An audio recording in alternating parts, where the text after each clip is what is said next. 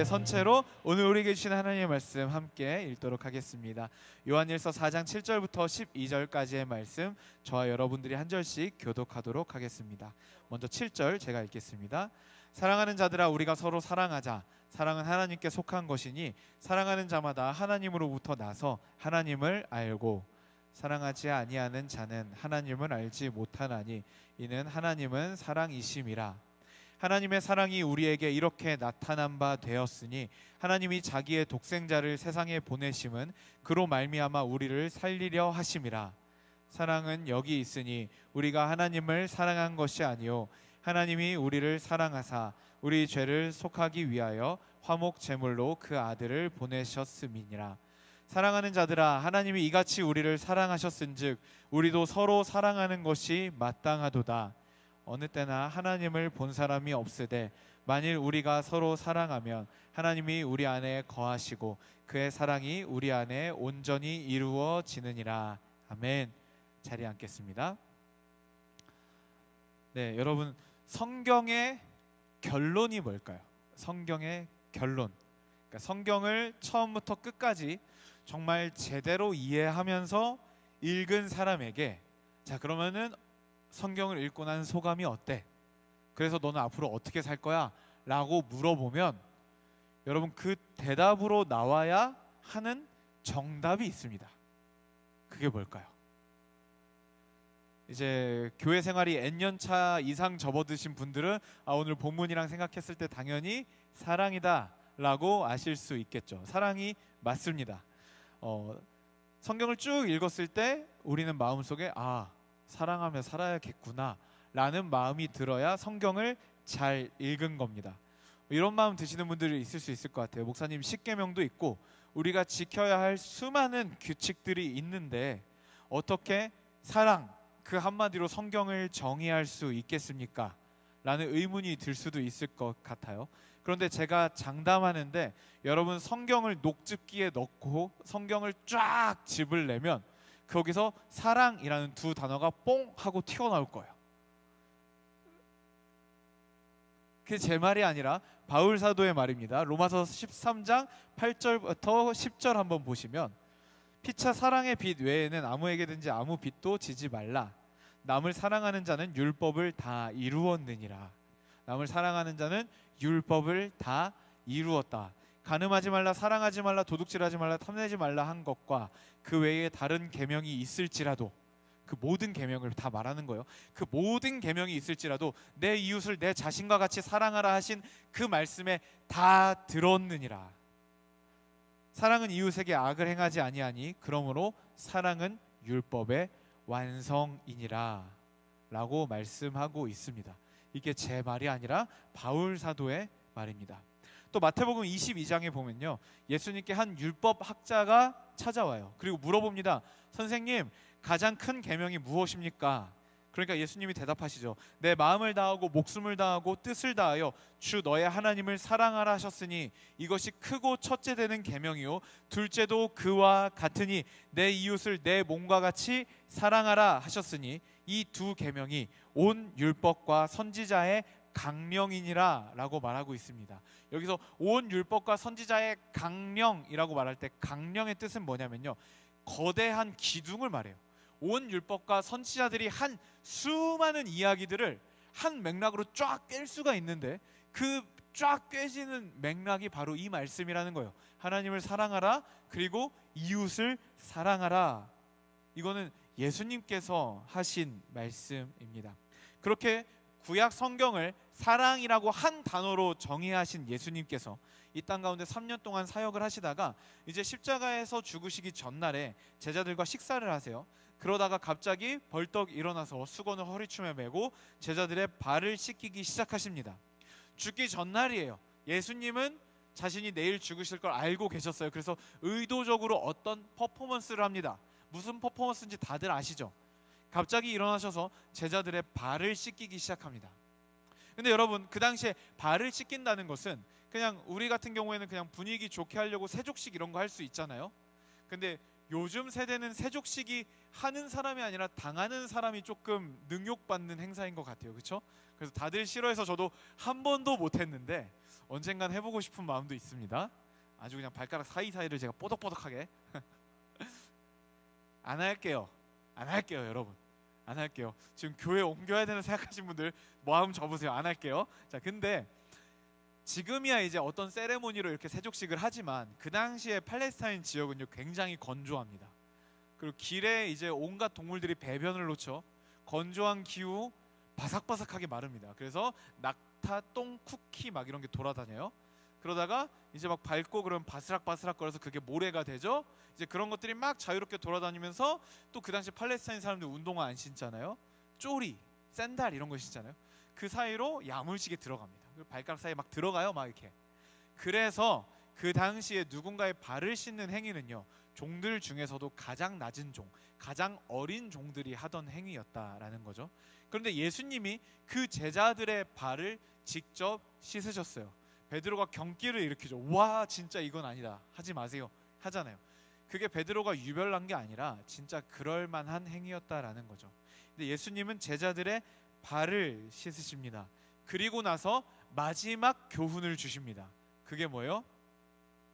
요한복음 13장 34절 35절 우리 다 함께 읽어볼까요? 시작.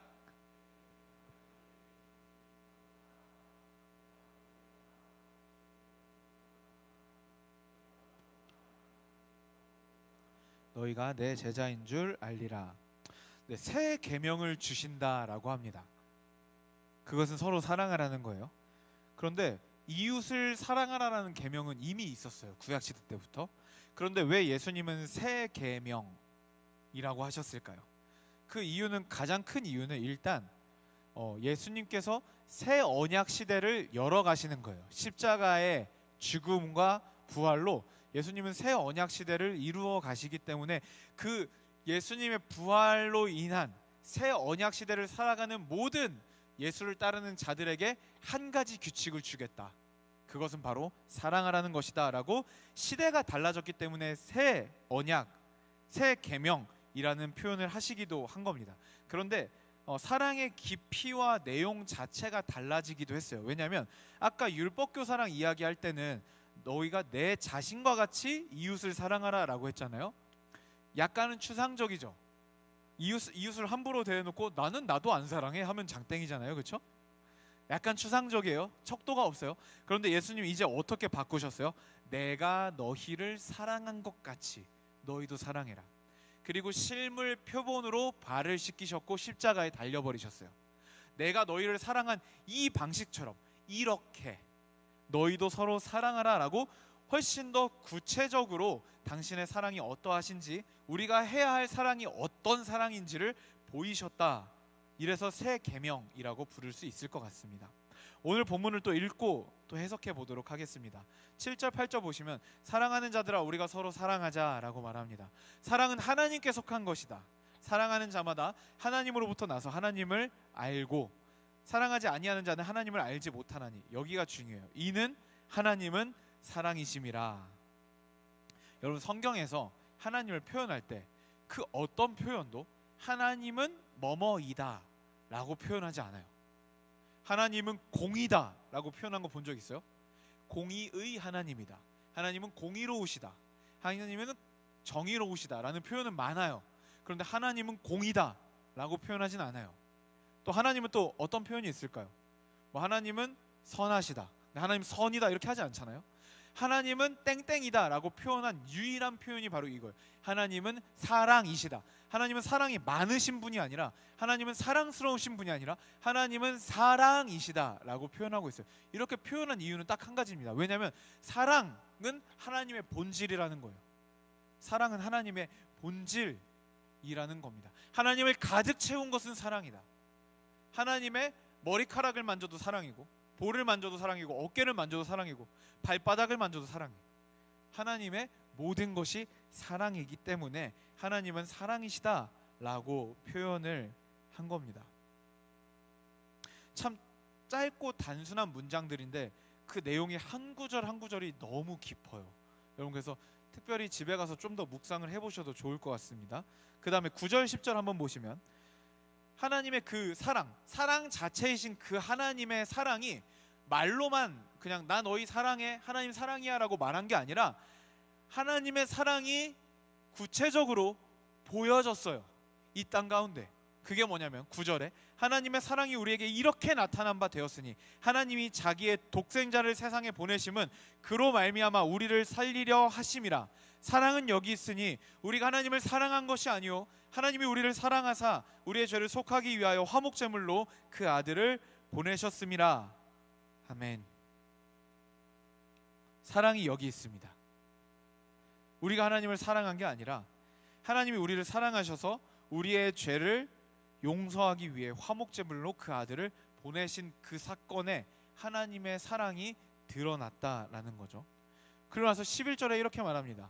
사랑하는 자들아, 그 다음 슬라이드 보여주시면 11절에 사랑하는 자들아 하나님이 이같이 우리를 사랑하셨은즉 우리도 서로 사랑하는 것이 마땅하도다.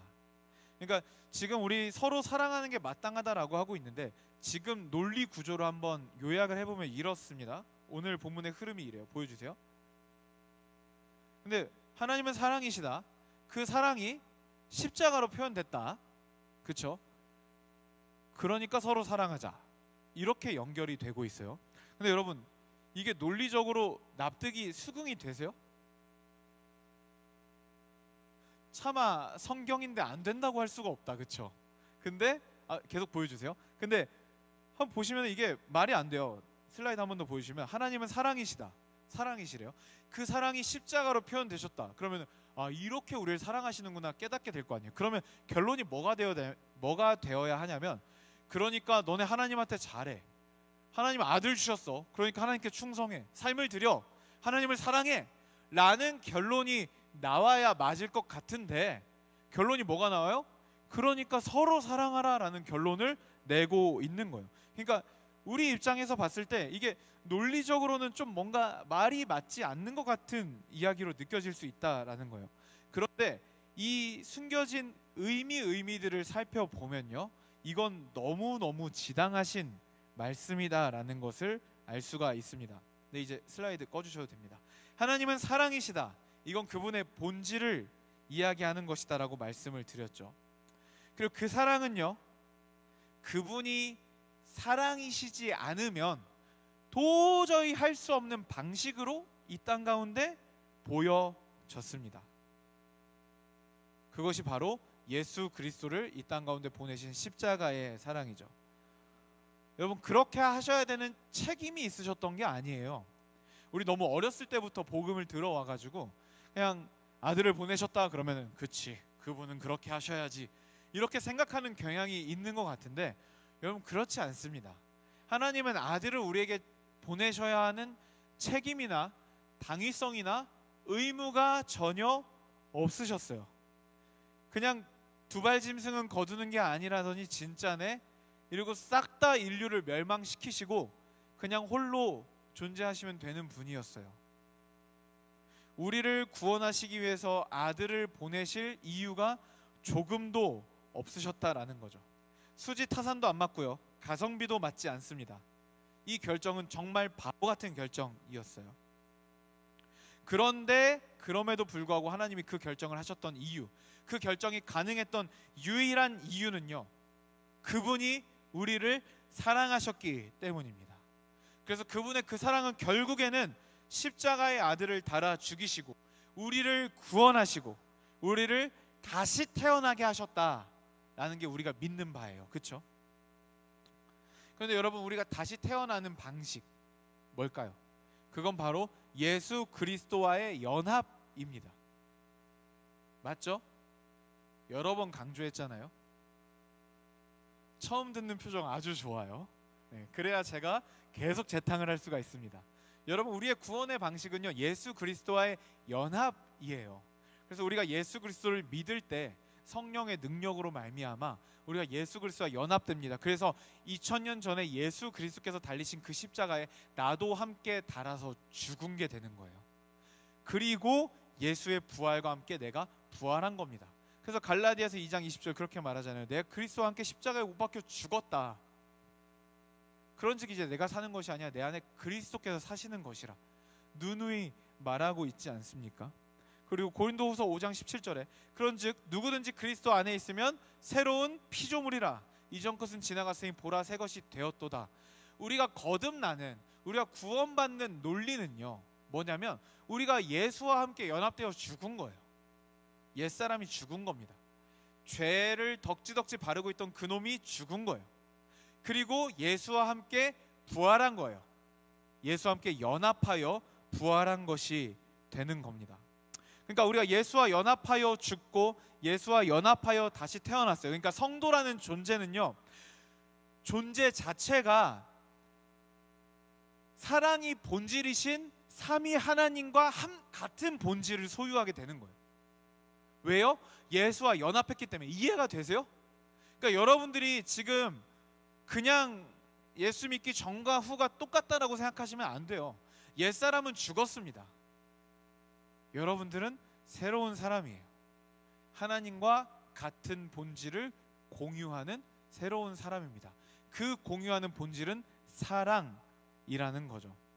그러니까 이걸 바꿔 얘기하자면 그리스도인들은요 새롭게 태어난 사람들이에요. 새롭게 태어날 때 예수와 함께 연합하여 태어났어요. 그렇기 때문에 예수의 존재 본질이신 사랑을 그대로 소유하는 존재로 태어나는 겁니다. 그래서 세 번째 논리가 등장하는 거예요. 그러니까 얘들아 서로 사랑하자가 등장을 하는 겁니다. 뭔가 제가 설교를 준비할 때 상상했던 여러분들의 표정은 이런 표정은 아니었어요. 조금만 더 이해를 하신 분들은 이해했다라는 표정, 눈썹 이렇게 생각보다 많이 이해하고 있네요. 고맙습니다. 네, 그렇게 예수 그리스도의 사람들은요 서로 사랑하는 것을 운명으로 받아들이고 아무리 힘들고 어려워도 아무리 못해 먹겠어도 사랑의 길을 걷는 사람으로 다시 태어나는 거예요. 그 결과가 오늘 우리가 읽은 구절의 마지막에 등장을 합니다. 12절에 함께 읽어볼까요? 시작. 어느 때나 하나님을 본 사람이 없으되 만일 우리가 서로 사랑하면 하나님이 우리 안에 거하시고 그의 사랑이 우리 안에 온전히 이루어지느니라. 아멘. 오늘 설교 제목이 하나님을 보는 법입니다. 그래서 저는 사실 긴장했어요. 주보를 보신 어떤 성도분들께서 당신 똑바로 가르치고 있는 거 맞냐? 설교 똑바로 하고 있는 거 맞냐라고 연락을 할까봐 조금 긴장을 했는데 깨달았어요. 생각보다 사람들은 저에게 관심이 없다. 아무런 연락도 받지 못했습니다. 아니면 굉장히 신뢰를 받고 있거나 둘 중에 하나인 것 같아요. 제목이 하나님을 보는 법이에요, 여러분. 근데 죄송한데 여러분 어그로였어요. 하나님을 보는 법은 없습니다. 아무 때나 하나님을 본 사람이 없으되라고 말하고 있습니다. 하나님을 본 사람은 없고 앞으로 볼 사람도 없어요. 우리의 육신의 호흡이 끊어지거나 아니면 예수께서 다시 재림하시는 그날 우리가 하나님을 보겠지만 그 이전에는 우리가 하나님을 볼 수 있는 방법은 없습니다. 우리 어렸을 때부터 그런 요청 얼마나 많이 했어요. 하나님 계시면 좀 나타나 보세요. 얼마나 많이 얘기했어요. 그런데 하나님은 수천 년 수많은 사람 동안 아무에게도 나타나지 않으셨죠. 그분은 보이지 않아요. 볼 수 없어요. 그분이 보이지 않아서 우리가 참 답답하죠. 힘들죠. 안 믿는 사람들은 우리가 초등학교 때부터 야 하나님 있으면 보여달라고, 보이면 믿겠다고 막 이렇게 조롱을 하기 시작하고 초등학교 때부터 들었던 그 조롱을 지금 직장에서도 듣고 있죠. 그렇죠? 듣는 사람을 제가 알아요. 최근에 듣고 있다고 말한 사람이 있어요. 그러니까 하나님이 차라리 보였으면은 저 사람도 좋고 나도 좋겠는데 아무리 교회를 다녀도 하나님이 보이지 않아서 믿어지지 않는 수많은 사람들이 우리 안에도 있지 않습니까? 그런데 아무도 하나님을 본 사람이 없는데 만약 우리가 서로 사랑하면 놀라운 일이 일어난다라고 합니다. 우리 한 번 더 12절 말씀 보여주실래요? 방금 그 슬라이드. 방금 거. 네. 만일 우리가 서로 사랑하면 두 번째 줄에 하나님이 우리 안에 계신대요. 그리고 그의 사랑이 우리 안에 완벽하게 완성된대요. 네, 여러분 이게 하나님을 보는 것과 상관이 없어 보이잖아요. 그런데 맨 앞에 하나님을 본 사람이 없으되라는 말을 굳이 해놓고 뒤에는 보는 것과 상관없는 것들을 배열해 놨잖아요. 이 의도적으로 그런 겁니다. 이게 무슨 뜻이냐면, 얘들아, 우리는 하나님을 볼 수 없어. 하나님을 본 사람도 없고 앞으로도 볼 사람이 없어. 그런데 얘들아, 우리가 하나님을 볼 수 없지만 보는 것만큼, 보는 것 이상으로 그분을 확인할 수 있는 방법이 있어. 그게 뭐냐면 서로 사랑하는 거야. 우리가 서로 사랑할 때 하나님의 사랑은 우리에게 완성되고, 마치 하나님을 보지 않았지만, 하나님을 누구도 보지 않았지만 하나님을 본 것과 마찬가지로 그 이상으로 하나님을 느끼고 하나님을 확신할 수 있는 유일한 방법이 한 가지가 있다. 그건 바로 너희가 서로 사랑하는 거야 라고 이야기하는 겁니다. 여러분, 놀랍지 않으세요? 하나님에 대한 확신, 하나님이 계시는구나, 나를 사랑하시는구나, 우리 그런 거 언제 느낄 수 있다고 생각하고 살았어요? 수련회 막 이런 거, 막 수련회 가서 막 기도할 때 갑자기 하면서 막 우리 이런 것만 생각하고 살았잖아요. 그런데 여러분, 성경에 나와 있는 놀라운 방식이 있었어요. 너희가 서로 사랑하면 하나님의 사랑이 그 안에 온전히 이루어지고 완성된다. 그러니까 우리가 온전히 서로 사랑할 때요, 우리 안에 하나님에 대한 의심, 계셔? 하는 마음들, 이런 것들이 하나님 안에서, 공동체 안에서 서로 사랑할 때 해결된다. 믿음의 새로운 길이 열린다 라고 이야기하고 있는 겁니다. 여러분, 너무너무 놀랍지 않습니까? 우리가 서로 사랑하는 게 생각보다 엄청난 능력이 있었다라는 거예요. 이건 성경이 제시하고 있는 하나님을 만나는 법입니다. 하나님을 느끼는 법이고 하나님을 확신하는 법입니다.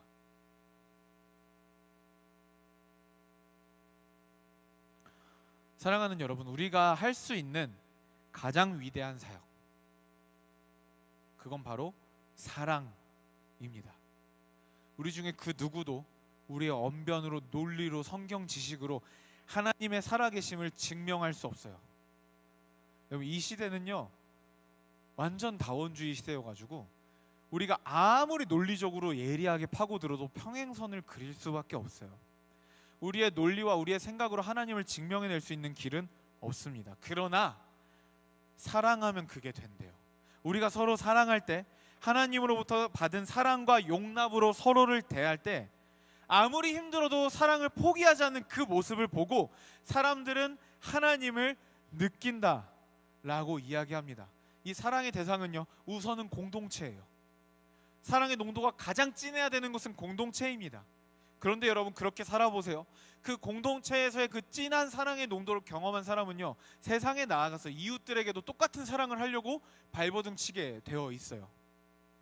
교회를 파괴하는 굉장히 좋은 방법, 가장 빠른 방법은요, 외부의 박해에 있지 않습니다. 교회라고 불리는 우리가 사랑하기를 포기하면 교회는 파괴됩니다. 교회라고 불리는 우리가 내가 마음에 드는 사람만 사랑하고 나랑 친한 사람만 사랑하고 교제하는 순간 교회는 파괴해야 돼요. 여러분, 교회를 파괴하는 것은 굉장히 쉬워요. 반대로 여러분, 교회를 살리는 법, 교회를 교회답게 만드는 법도 굉장히 쉽습니다. 무너진 공동체를 다시 회복시키는 법, 굉장히 쉽습니다. 내가 너희를 사랑한 것 같이 너희도 서로 사랑해라, 이거예요. 마태복음 24장 12절에 보면요, 예수님께서 말세를 이야기하시면서 말세의 가장 큰 징조를 말씀하세요. 그건 뭐냐면 불법이 성함으로 많은 사람의 사랑이 식어지리라 라고 말합니다. 그리고 디모데후서 3장에서도요 말세의 증상을 이야기하는데요, 사람들이 자기를 사랑하고 쾌락을 사랑하고 돈을 사랑한다고 말해요. 서로를 사랑하지 않는다라고 이야기합니다. 여러분, 세상은요 갈수록 이기적이고 사랑을 포기하는 게 당연한 문화로 흘러갈 거예요. 장담합니다. 점점 더 그렇게 될 겁니다. 지금 그렇게 되고 있고요. 여러분, 그러면 교회는요, 그 세상의 흐름에 맞춰서 교회도 개인주의적으로 사랑을 포기한 채로 예배만 드리는 곳으로 전락하면 될까요? 아니라는 거죠. 여러분들이 적어도 성도라는 존재라면 그 흐름을 느끼고 알고 그 흐름에 저항하여서 오히려 더 큰 사랑으로 시대를 뛰어넘고 거스르려고 발버둥 치는 사람이어야 한다라는 거예요. 요즘 우리 지체들이 철이 들어가나 봐요. 그래서 저한테 자주 물어봐요. 진짜 농담 안 하고 7월 들어서 한 3명, 4명 정도 물어봤어요. 4명 정도 물어본 것 같아요. 목사님, 이러이러한데도 목사님은 안 지치세요? 어떻게 사랑하세요? 이런 질문을 하는 지체들이 급격하게 늘었어요. 왜 안 지치겠어요? 왜 사랑을 그만두지 않고 싶겠어요? 에? 왜 사랑을 그만두고 싶지 않겠어요? 왜 포기하지 않고 싶겠어요? 아, 국어 어렵다. 아이, 클라이막스로 가야 되는데 큰일 났다. 여러분, 사역을 계속 하다 보니까 사랑 싹 빼고 그냥 형식적으로 기능만 하는 목사 할 수 있을까요? 없을까요? 있어요. 있겠더라고요. 가능하더라고요. 사랑하지 않고 그냥 기능만 해내는 목사를 하려면 하겠더라고요. 저도 데미지를 받고 저도 사랑하다 상처를 받습니다. 그럴 때마다 가끔 그런 생각할 때가 있어요.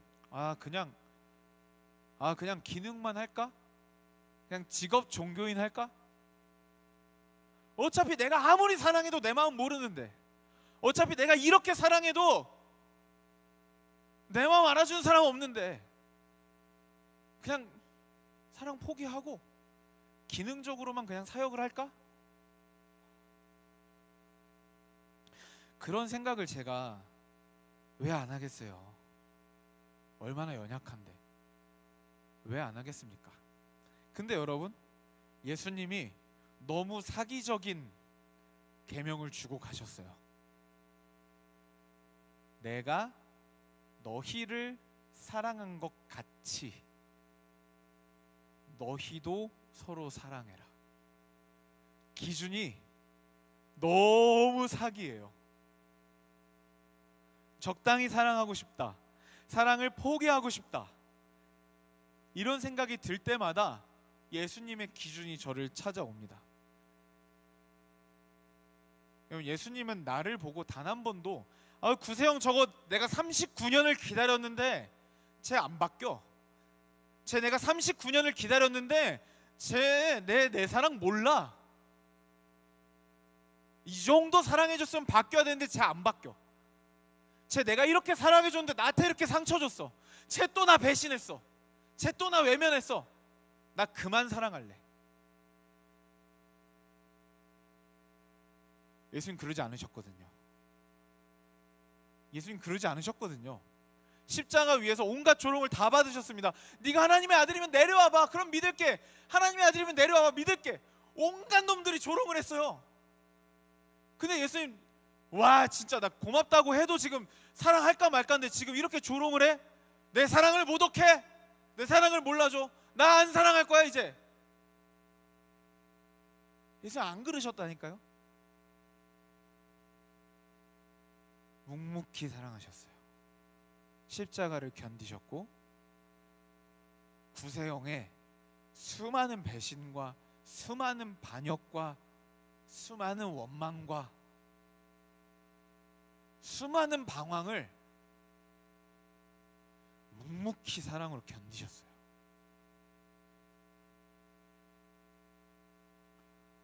그래서 저는 사랑을 포기 못합니다.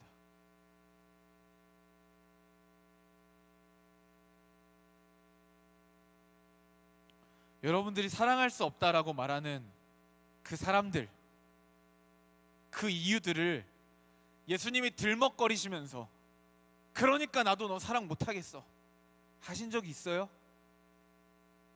있어요?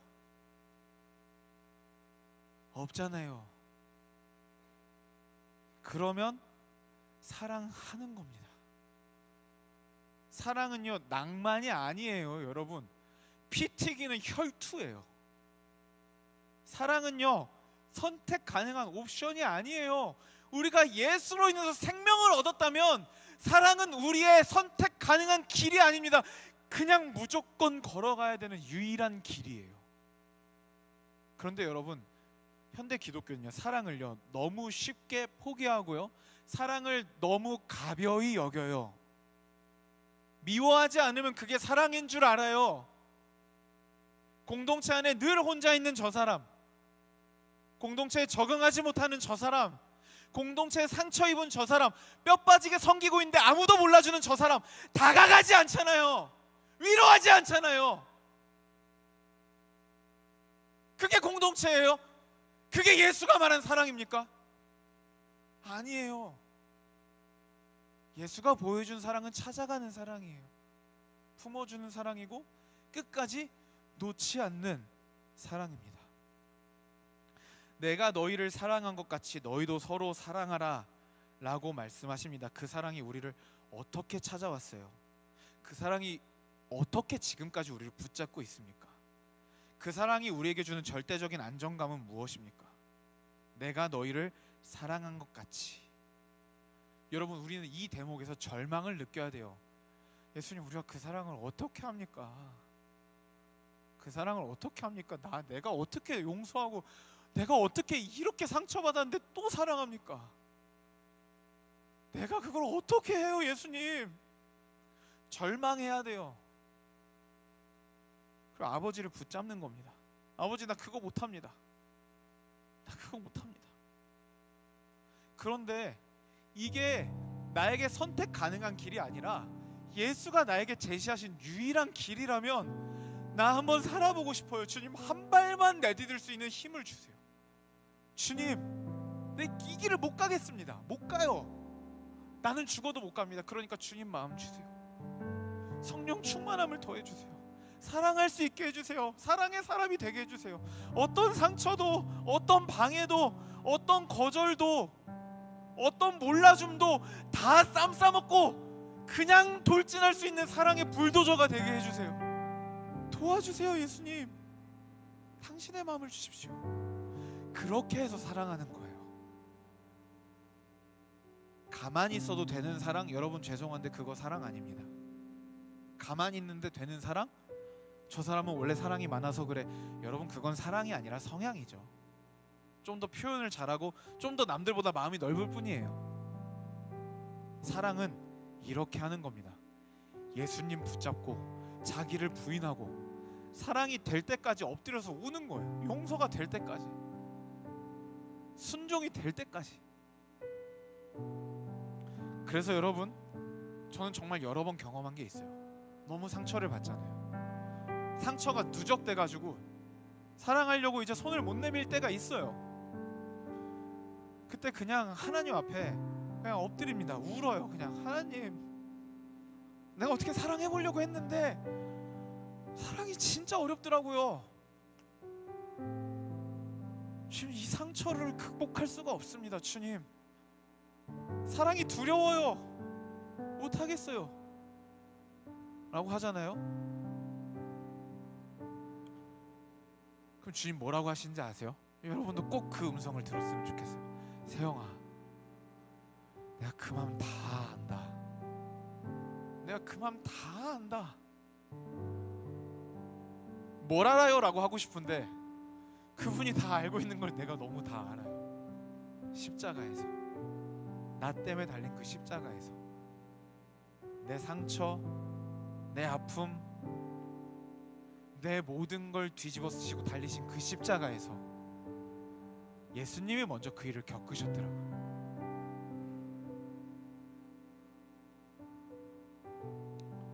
그래서 다시 사랑하기로 결단하고 일어납니다.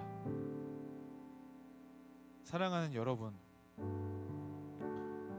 그렇게 사랑에 미친 사람들을 보고 싶어요. 어떤 상처도 막을 수 없고 어떤 상황도 꺼뜨릴 수 없는 그 뜨거운 사랑을 보고 싶어요. 여러분, 그 사랑을 보여주세요. 왜 사랑 못해요? 상처받을까봐 그렇죠. 내가 먼저 사랑하려고 했다가 외면받을까봐, 조롱받을까봐, 혹은 이미 그런 경험을 해서 이제 안 해야지, 안 나대야지. 여러분, 그거 사단이 주는 마음이에요. 주님 주시는 마음 아닙니다. 주님은요, 사랑의 전사예요. 사랑의 용사입니다. 사랑 하나만 들고 돌격하시는 분이에요. 그리고 오늘 우리에게 나를 따르라라고 말씀하고 계시는 겁니다. 어디서나 할 수 있는 적당한 사랑, 상처받으면 끝나는 사랑, 결이 안 맞으면 시작도 안 되는 그 사랑. 여러분, 그따위 걸 사랑이라고 말하지 마세요. 십자가에 대한 모독입니다. 진짜 사랑을 해봅시다.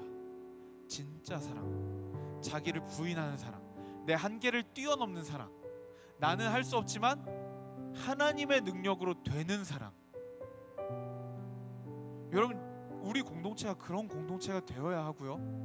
아울리치는 그래서 가는 겁니다. 여러분, 가셔서 다른 걸 훈련하고 오실 필요 없어요. 사역은 그냥 여러분이 자동으로 열심히 하는 거 다 알아요. 우리 칼레오 청년들 너무 착해서, 너무 충성이어서 사역은 그냥 두면 열심히 하는 거 다 알아요. 더 이상 강조할 필요가 없죠. 근데 여러분, 사랑하십시오. 사랑하고 오세요. 사랑. 그래서 그렇게 시작된 사랑으로 공동체를 세워나가는 겁니다. 그렇게 사랑으로 이 땅을 땅 따먹게 하는 거예요. 우리가 조금씩 조금씩, 한 명씩 한 명씩.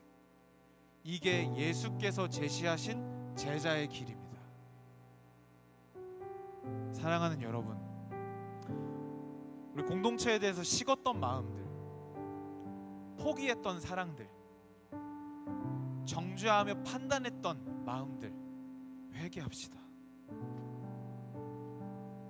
그리고 다시 한번 뜨겁게 사랑하기를 결단합시다. 사랑은 허다한 죄를 다 덮습니다.